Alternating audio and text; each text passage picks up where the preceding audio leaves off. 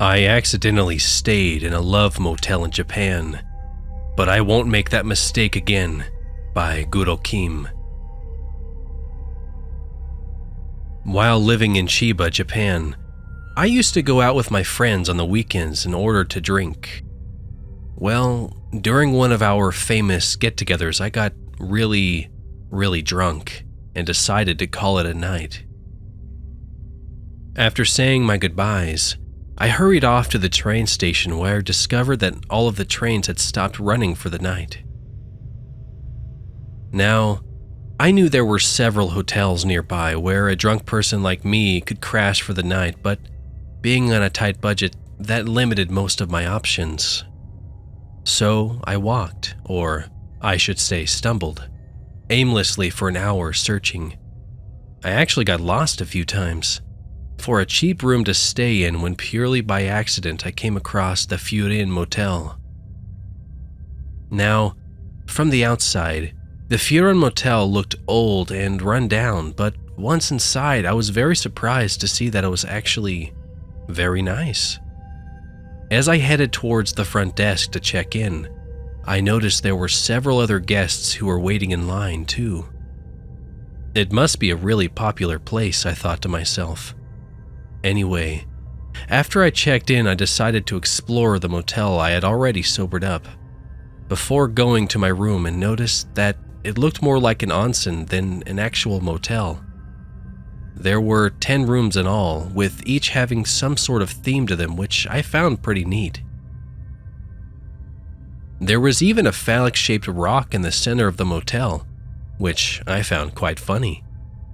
Which I assumed was decoration, but other than that, there was nothing else odd about the place. Anyway, I was beginning to feel tired and decided to retire to my room. When I entered my room, I was amazed to see it had a romantic theme. The walls were pink and were adorned with beautiful paintings, giving it the feeling that you were somewhere in Paris. The bed itself, which was located in the center of the room, was one of those really cool beds that you'd find in a fancy hotel. I plopped myself down onto the bed and instantly fell asleep. Around 1 in the morning, I was awakened by the feeling of someone touching my leg. I opened my eyes ever so slightly and saw that there was now a disembodied hand caressing my inner thigh. I watched in shock as the hand continued to inch its way up my thighs, eventually reaching my female private area, touching it and causing me to writhe in pleasure. I could see as the hand slowly began to lift up my skirt, exposing everything including my panties. I was paralyzed with fear as I felt something heavy lay on top of me, making it hard to breathe. That's when my eyes flew open and I let out a blood-curdling scream. Using all my might, I pushed the invisible force off of me, then quickly fled the room. As I ran past the front desk, I felt something grab my arm, but somehow I managed to break free. I scanned the rest of the room and noticed that most of the guests were now standing near the front of the door in order to keep me from leaving. I also noticed that the motel now looked old and dilapidated, like it had been abandoned for years, like the buildings in Silent Hill. Somehow, I managed to make it past the undead barricade. As I fled into the night, I started to feel dizzy and noticed everything around me was spinning. Eventually, I passed out. When I finally came to, I was back at the train station laying on one of the benches, near the main platform. As soon as I got home, I did a search online on the Furin Motel and found out that it was, in fact, a love motel which closed down in 2006. Although now, the Furin Motel is popular amongst urban explorers the locals tend to stay away from because they say it's haunted. Anyway, whether it's haunted or not, I don't know, but what I do know is that what I experienced was real. So just a warning for all you single women who plan on staying at a love motel. Never stay at one alone. You might not be so lucky as me.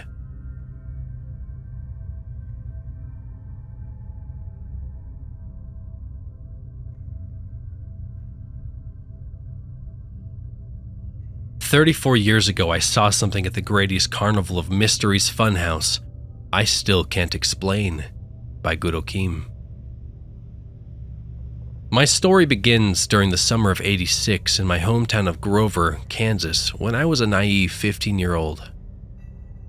I can still remember the summer of '86 like it was yesterday.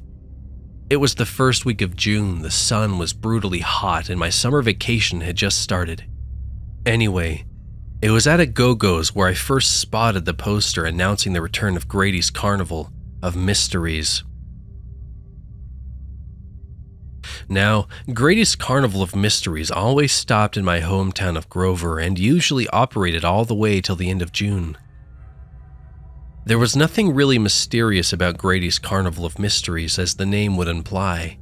Rather, it was just your run-of-the-mill carnival that you would find in any midtown America. When the carnival did arrive, it was a tradition for my best friend Brenda and I to ride our bikes over to Grover Field to watch them set up until it was time for us to go. After the arrival of Grady's Carnival of Mysteries that summer, people began to disappear and the religious folks began to whisper about an evil force at work in Grover. Although most of the townsfolk did chalk it up to coincidence, there were, of course, those few who thought otherwise. The first person to go missing was 85-year-old Edith Parnell, who was last seen by her sister on the night of June the 2nd, 1986, around 8:30. Mary Parnell, 83, reported her sister missing the next day.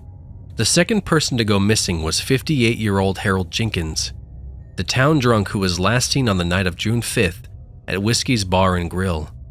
See, it wasn't unusual for him to go missing for days at a time during his alcohol-fueled binges. 4 days later, though, Sandy Jenkins, his wife of 30 years, reported him missing after he failed to come home. As time went on, more and more people were reported missing, which prompted the mayor of Grover to issue a mandatory curfew. And by June 28th, 10 more people disappeared, leaving the streets of Grover, population 35,000, virtually empty of people. June 28th also marked the last weekend of the carnival, and so Brenda and I decided to go anyway, despite the mandatory curfew. I wish, though, I hadn't gone that night, because maybe Brenda would still be here today. After we purchased our tickets for the rides, Brenda and I bought some cotton candy, then roamed the carnival in search of something thrilling to ride. Despite the curfew, the carnival seemed packed. "Look, it's a funhouse!" Brenda exclaimed. Although the funhouse was a fairly new attraction, it didn't look like anything special to me. It had the big clown with the word funhouse painted over the entrance, which was typical of any funhouse in America.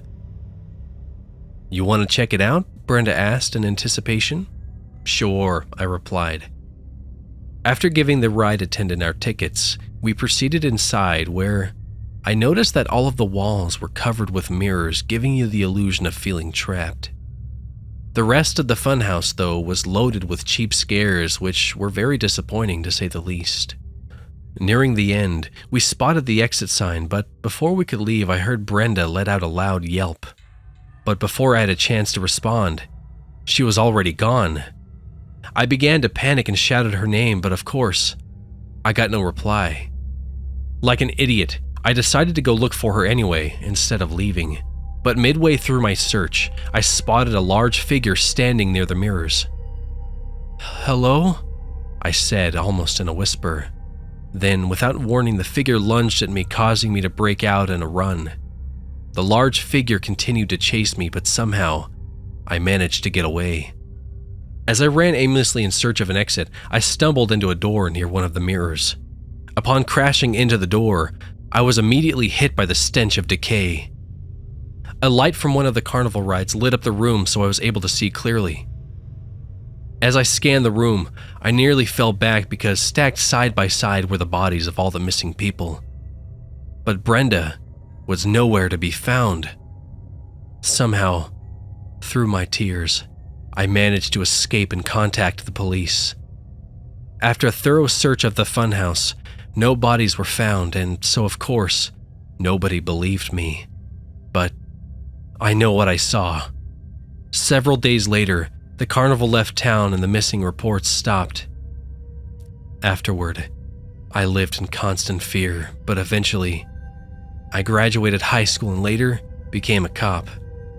34 years have passed since that horrible incident, and I can still remember it like it was yesterday. I'm 49 now and grateful to be alive.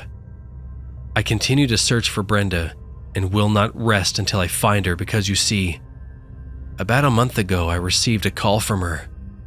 So now, I can't give up. If you folks enjoyed these stories, please leave a like and share it with the entire world. Which story was your favorite? Why? Tell me in the comments below. And a special thanks to Guro Kim for letting me do these stories. I'm really liking reading through them. Anyways, I will see you all in the next one.